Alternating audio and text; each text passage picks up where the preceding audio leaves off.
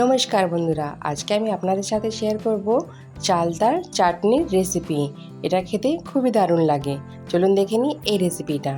আমি নিয়েছি একটা কড়াতে আমি দিয়ে দিচ্ছি জলটা আপনারা কম বেশি করে নেবেন, যেমন একটা চালতা দেবেন বা দুটো চালতার চাটনি করবেন। আমি দুটো চালতা চাটনি করব, তাই আমি একটু জলটা বেশি দিয়েছি, 1 ঘটি মতন জল দিয়েছি। আপনারা কম বেশি করে নেবেন। চালতাটা আমি আগে থাকতেই কেটে তাকে একবারে থেতো করে নিয়েছিলাম।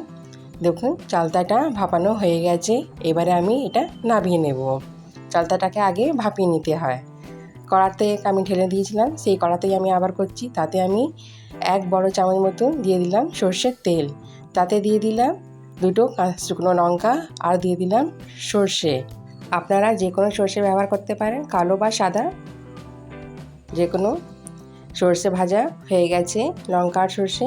এবারে দিয়ে দিচ্ছি হলুদ আমি 1.5 চামচ মতন নিয়েছিলাম, সেটা জলেতে গুলে নিয়েছিলাম যাতে তেলেতে দিতে সঙ্গে কালো না হয়ে যায়। এবারে দিয়ে দিলাম ওলটা আগে থাকতে কেটে আমি সেদ্ধ করে নিয়েছিলাম। সেদ্ধ করা ওলটা আমি দিয়ে দিলাম। এবারে দিয়ে দিলাম কুমড়োটাও আমি আগে থেকে কেটে সেদ্ধ করে নিয়েছিলাম, সেটা দিয়ে দিলাম। দিয়ে এবার ভালো করে নাড়াচাড়া করে নিচ্ছি। এবারে দিয়ে দিলাম সেদ্ধ করা চালতাটা দিয়ে ভালো করে এবারে মিশিয়ে নেব। বন্ধুরা, এই চাটনিটা খুবই খেতে দারুণ লাগে, একবার অবশ্যই করে দেখবেন। আর দিয়ে দিলাম অল্প পরিমাণে আর একটু জলটা দিয়ে এবার ভালো করে মিশিয়ে নিচ্ছি। ভালো করে মেশানো হয়ে গেছে। দিয়ে দিলাম লবণ 1/2 চামচ মতন। আবার নাড়াচাড়া করে নিচ্ছি। দিয়ে দিচ্ছি আখের গুড়। আপনারা চাইলে চিনিও ব্যবহার করতে পারেন। আমি 2 বড় চামচ আখের গুড় দিয়ে দেব। গুড় দিয়ে এই চাটনিটা খেতে খুবই দারুণ লাগে, টেস্টটা খুবই সুন্দর লাগে। এবারে ভালো করে গুড়টাকে নেড়ে নিচ্ছি, মিশিয়ে নিতে হবে। যখন একবারে গুড়টা গলে যাবে আর ফুট ধরলেই, দেখুন ফুট ধরা হয়ে এসছে। এবারে আমি এতে দিয়ে দেব সর্ষে বাটা।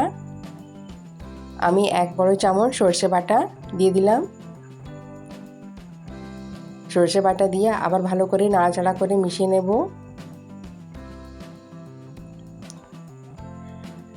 মেশানো হয়ে গেছে।